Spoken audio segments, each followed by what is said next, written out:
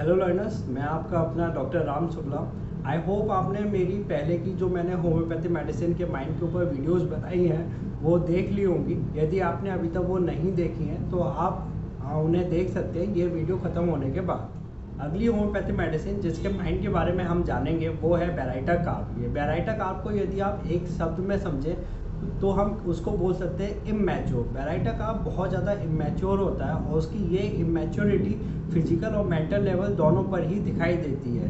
Physical level पे वो हमें हाइट में छोटा दिखाई दे सकता है। मेंटल लेवल पे वो बेराइटा कार्ब ऐसा होता है कि किसी सीरियस सिचुएशन में भी उसको हंसी आ सकती है। ऐसी ऐसी उसकी मेंटेलिटी हमें देखने को मिल सकती है। बेराइटा कार्ब के बच्चों में आपको स्लो डेवलपमेंट देखने को मिल सकता है और इसका कॉज होता है कि जब उनकी माँ प्रेग्नेंट होती है तो उस समय कोई ट्रॉमा हो जाना। सबसे पहली चीज़ आप या तो ऐसा हो कि जब बच्चा उनके पेट में था तो जो अम्बिलिकल कॉर्ड है उस बच्चे के गले के चारों ओर लिपट गई हो, जिसकी वजह से जो ऑक्सीजन है उसके ब्रेन तक नहीं पहुंच पा रही हो और उसमें उसका डेवलपमेंट फिर बाद में स्लो होता है। या फिर आपको देखने को मिल सकता है कि जब बच्चे की डिलीवरी हो रही होती है तो उसकी कोई हेड इंजरी हो जाती है, इस वजह से भी आपको डेवलपमेंट स्लो देखने को मिल सकता है। और या फिर तीसरा आपको ये भी देखने को मिल सकता है जो बच्चे के माँ बाप हैं उसमें से कोई एक या फिर दोनों ही बेराइटा हो और उनका ये गुण आगे उस बच्चे में भी चला गया हो, इसलिए भी उसके अंदर स्लो डेवलपमेंट देखने को मिल सकता है। सबसे पहला पॉइंट जो हमें बेराइटा में देखने को मिलता है वो है मेंटल रिटार्डेशन। जो बेराइटा होते हैं उनके आईक्यू लेवल की यदि हम बात करें तो उनका आईक्यू लेवल 70 टू 75 के अंडर ही रहता है और ज़्यादातर जो मेंटल रिटार्डेशन के पेशेंट होते हैं वो बेराइटा के ही आपको देखने को मिलेंगे। और बेराइटा के जो बेबी होते हैं वो बहुत ज़्यादा डल होते हैं और किसी भी स्टिमुलेशन के लिए वो उनका रिस्पॉन्स जो होता है वो नहीं मिलता है या फिर मिलता भी है तो थोड़ा लेट मिलता है। बेराइटा के बेबी में जो मेन चीज़ आपको देखने को मिलती है वो है कि वो बच्चा हंसने में और खड़े होने में और चलने में, ये तीनों ही चीज़ वो लेट सीखता है। और इसके आगे जब बच्चा वो बड़ा होता है तो वो लिखने में और बोलने में या फिर उसका सोशल डेवलपमेंट ये भी लेट ही डेवलप होता है उस बच्चे में। यानी कि बच्चे का जो डेवलपमेंट होता है वो बहुत ज़्यादा स्लो होता है और ये चीज़ आप इन चीज़ों से देख सकते हो कि बच्चा लिखने में, बोलने में, हंसने में, चलने में, खड़े होने में, हर चीज़ में ही वो लेट है और वो कोई भी चीज़ टाइम पे नहीं कर पाता है। जो अमूमन बच्चे लगभग 7 से 8 महीने में करना शुरू कर देते हैं, उन्हें ये चीज़ करने में इससे ज़्यादा समय लगता है। अब ये तो ज़रूरी नहीं है कि आपको सब बच्चों में ये सारी चीज़ एक साथ देखने को मिले। हो सकता है कुछ बच्चों में आपको ये देखने को मिल सकता है कि वो स्कूल में अपना एक कंसंट्रेशन नहीं बना पाते पढ़ाई के लिए, या फिर उनको डिसलेक्सिया की भी दिक्कत हो सकती है कि वो पढ़ नहीं पाते हैं, उन्हें पढ़ने में दिक्कत होती है, या फिर वो चीज़ों को अच्छे से समझ नहीं पाते हैं कि वो इस काम को कैसे करें। ऐसा भी आपको उन बच्चों में कुछ बच्चों में ऐसा देखने को मिल सकता है। या फिर कुछ बच्चों में आप बिहेवियरल एबनॉर्मेलिटीज़ भी देखने को मिल सकती है। यानी कि जैसे कि वो बच्चे बहुत ज़्यादा साए हो सकते हैं, बहुत ज़्यादा ओवर सेंसिटिव हो सकते हैं। उन्हें थोड़ा सा कुछ कह दिया वो एकदम से दुखी हो गए कि अरे हमको ऐसे कैसे बोल दिया। तो ऐसी चीज़ें आपको बच्चों में देखने को मिल सकती हैं, सब में नहीं लेकिन कुछ बच्चों में एक एक चीज़ आपको ये देखने को मिल सकती है। बेराइटा में एक चीज़ आपको और देखने को मिल सकती है वो है स्टब बोर्ड। बेराइटा के बच्चे बहुत ज़्यादा ज़िद्दी होते हैं। यदि आप उन्हें कोई भी काम करने के लिए बोलेंगे तो वो उस काम को नहीं करते हैं, मना कर देते हैं। इस चीज़ के पीछे एक ही रीज़न होता है, वो होता है उनका डर।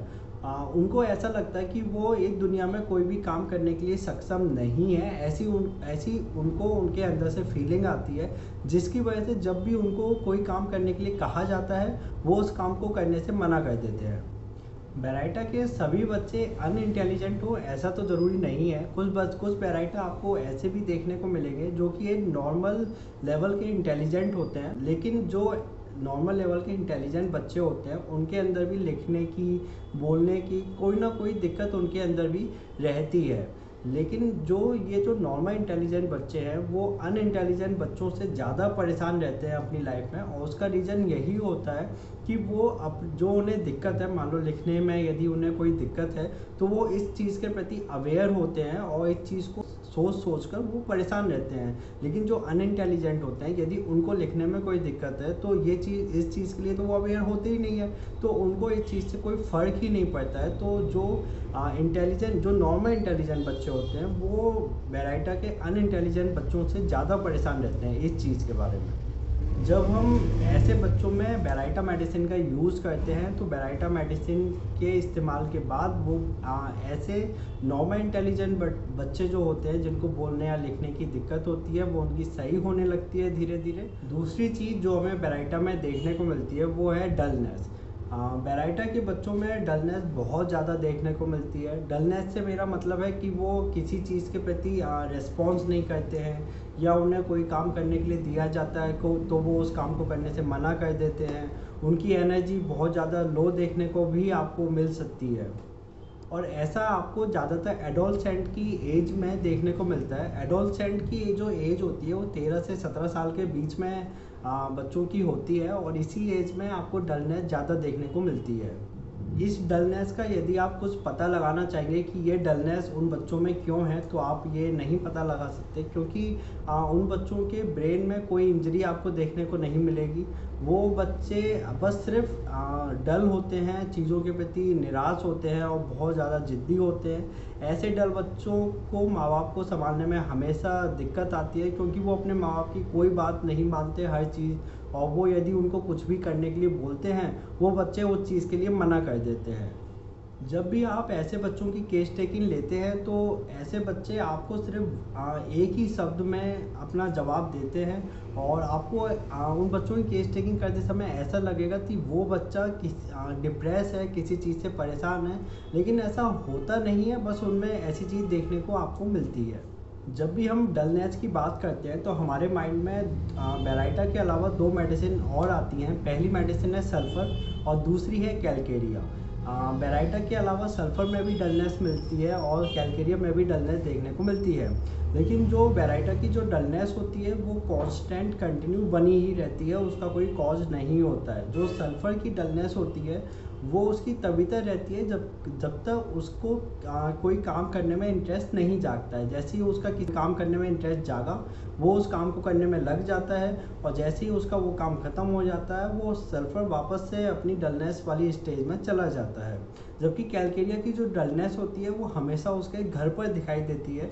कैलकेरिया जब भी अपने दोस्तों के साथ होता है उसकी ये डलनेस उसके अंदर देखने को नहीं मिलती है। दूसरी चीज़ जो आपको बेराइटा, सल्फ़र और कैलकेरिया में देखने को मिलती है वो है उनकी साइनेस। जब भी आप उनकी केस टेकिंग करते हैं तो बेराइटा की जो साइनेस होती है वो इतनी ज़्यादा होती है कि वो कभी भी आपकी नज़रों में आंखें मिला के बात नहीं कर पाता है।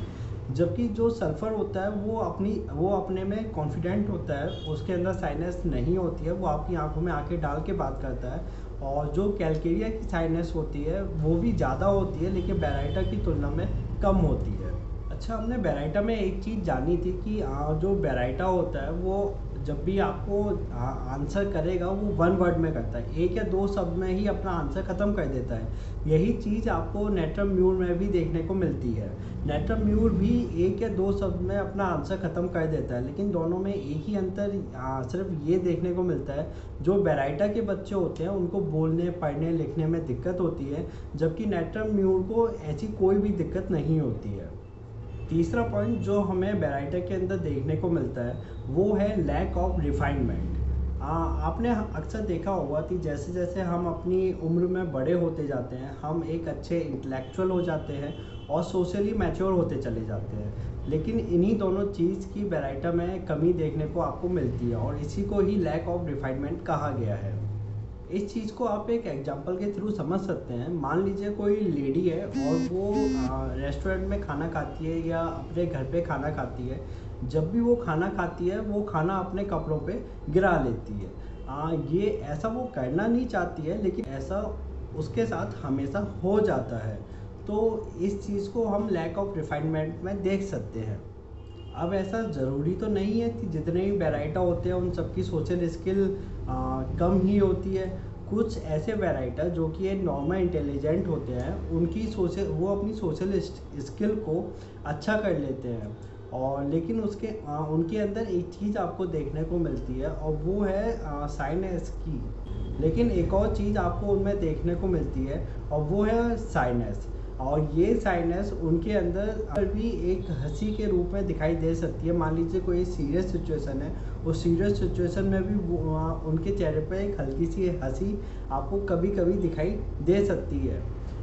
इसको आप एक एग्जांपल के थ्रू समझ सकते हैं। मान लीजिए एक बैराइटा का पर्सन है और वो एक सोशल स्किल उसकी अच्छी हो गई है, वो एक कंपनी में जॉब करता है।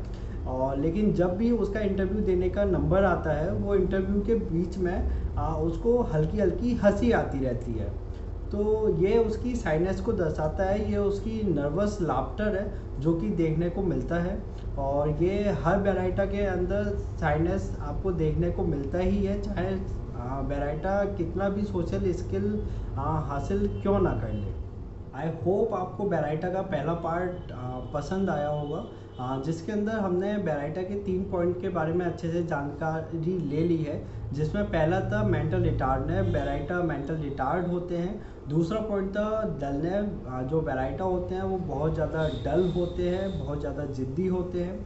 तीसरा पॉइंट जो हमने इसमें देखा था वो है लैक ऑफ रिफाइनमेंट। जो बैराइटा होते हैं उनके अंदर इंटेलेक्चुअल और सोशल डेवलपमेंट बहुत कम देखने को मिलता है। और लेकिन जिनमें यदि देखने को मिलता भी है तो उनके अंदर हमें एक साइनेस भी हमेशा देखने को मिलती है।